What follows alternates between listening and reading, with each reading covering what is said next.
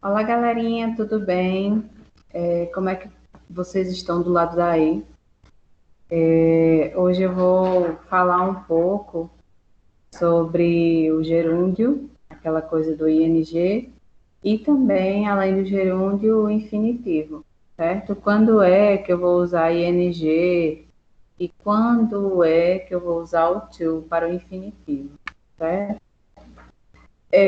No inglês, a gente pode usar o ing ainda que seja traduzido de uma forma totalmente diferente.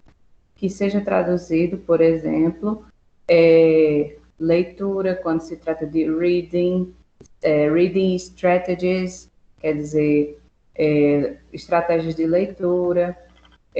Se eu digo, por exemplo, I'm reading it after reading. After reading, quer dizer, depois de ler. Então, eu estou usando o infinitivo? Sim, estou. Mas ainda assim eu estou usando com o ing. E por que isso acontece?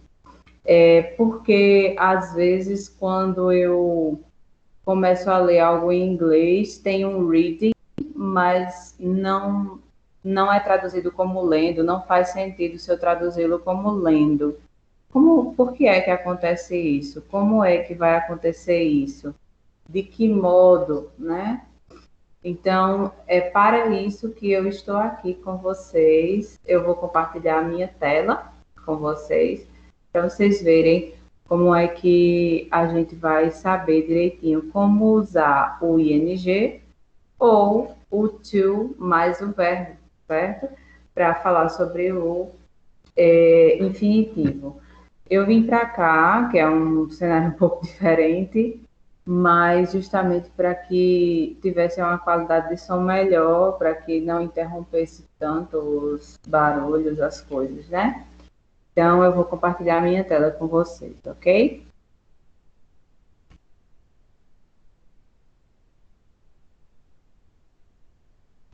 Pronto, acabei de compartilhar a tela e agora a gente vai para cá.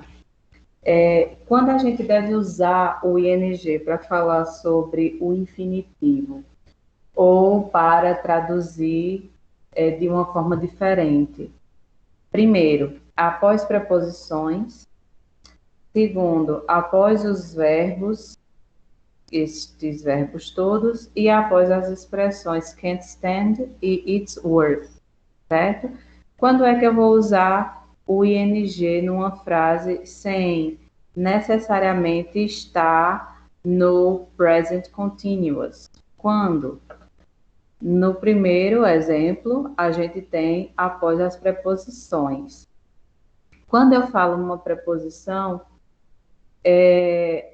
não é indicado que eu adicione to mais o verbo. Ficaria estranho gramaticalmente, certo? Então, se eu dissesse there is no hope of to find the survivors, ficaria muito estranho gramaticalmente. Então, é por isso que ao invés de to find, como já existe uma preposição, a preposição está marcada aí, of, certo? Então, eu vou colocar esse verbo, que na verdade é a forma, entre aspas, correta seria to find, eu vou adaptar, eu vou colocar o ing, mas ele vai ser lido como no infinitivo. There is no hope of finding survivors. Como seria traduzido isso? Não há esperança de achar, né? De achar sobreviventes. Não há esperança de encontrar, de achar. Eu estou dizendo achar, que está na conjugação primeira no português, né? Do infinitivo. Porém, eu estou usando o ing no inglês, certo? Também após alguns verbos, como come, go, admit, imagine, finish, practice, start, certo? Esses verbos aí, eles dão ideia de ação, certo? Então, por isso, é que eles estão sendo considerados aqui quando a gente usa eles numa frase. Então, depois disso, a gente coloca, se vier outro verbo, é claro, a gente coloca o ing para não causar uma diferença grande gramatical, certo? Então, se eu uso um verbo de ação, esse verbo de ação pode ser que seja o verbo principal, ou pode ser que ele seja usado com um verbo principal. Então, nesse caso aí, no exemplo, I enjoy listening to music. Eu, é, eu gosto, seria traduzido assim, ou me dar proveito, listening to music, escutar músicas. Então, esse escutar, ele não vem, I enjoy to listen. Não. I enjoy listening to music, certo? Fica melhor gramaticalmente. E por que listening to music, professora? Por que tem que vir esse to? Porque se eu escuto a algo. Então, nesse caso, o listening, ou listen, que é o verbo escutar, pode não, ele deve vir com o to acompanhando, certo? Go shopping. Shopping aqui não é o estabelecimento shopping, certo?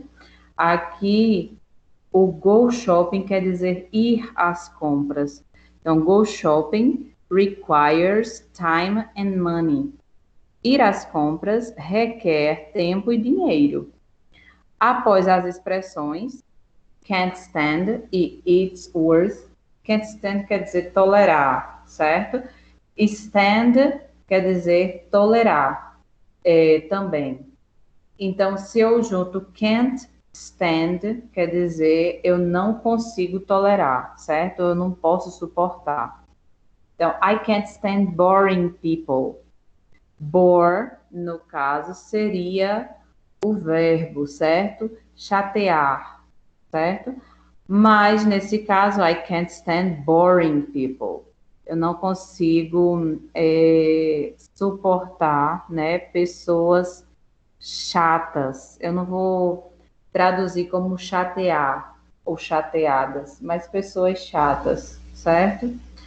E temos também o it's worth, quer dizer valer a pena, né? It's worth working on the weekends. I generally receive a lot of money. Vale a pena trabalhar nos finais de semana, porque eu geralmente recebo muito dinheiro. Então, esse it's worth working, eu não ia dizer it's worth to work, porque na gramática da língua inglesa, depois do it's worth, depois dessa expressão, a gente tem que vir com um verbo que tenha o ing, certo? Isso é de acordo com a gramática da língua inglesa. Então, quando usar o infinitivo com o to mais o verbo, o uso do infinitivo com o to, né? Eu já disse, tanto no primeiro A quanto no primeiro B, que quando a gente usa um verbo em sua forma normal, como por exemplo, to love, né? Ou to have, como tem no exemplo aqui, esse to have, se a gente for olhar direitinho, to have, ter. Se eu disser só have, quer dizer tem. Então, esse to é como se eu estivesse colocando na primeira conjugação do infinitivo, aquela do AR, né? Amar, amar, sonhar, da segunda conjugação, ter, comer, certo? Então, nesse caso, o to no infinitivo ficaria o to mais o verbo.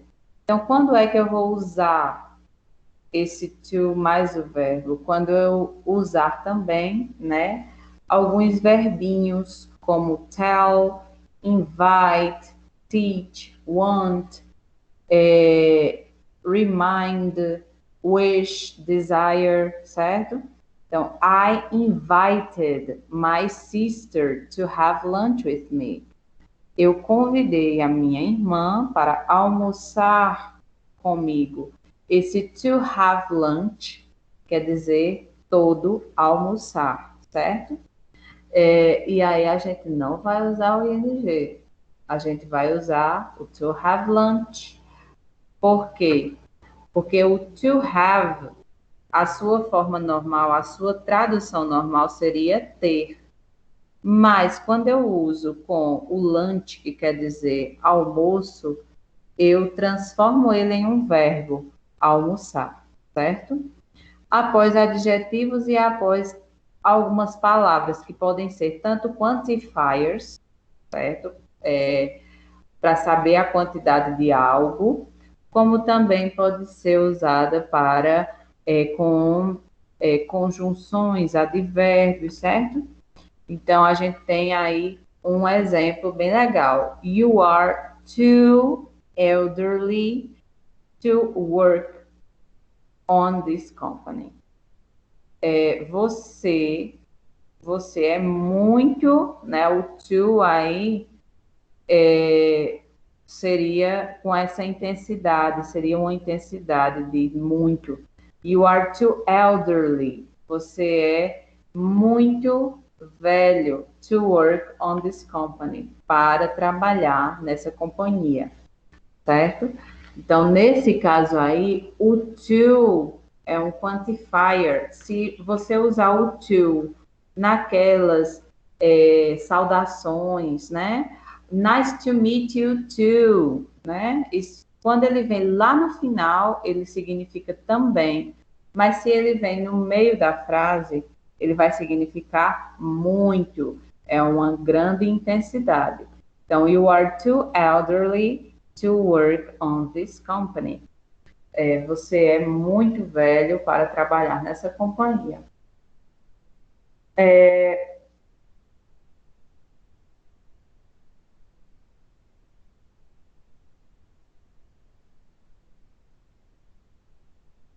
Nós estamos terminando um pouquinho. Vou passar lá na plural para ver quem é que visualizou. Vou passar também para mandar a atividade para vocês, certo? Espero que todos tenham tido um bom desempenho no simulado. E me contem amanhã como foi o simulado de vocês, ok? Beijinho, tchau!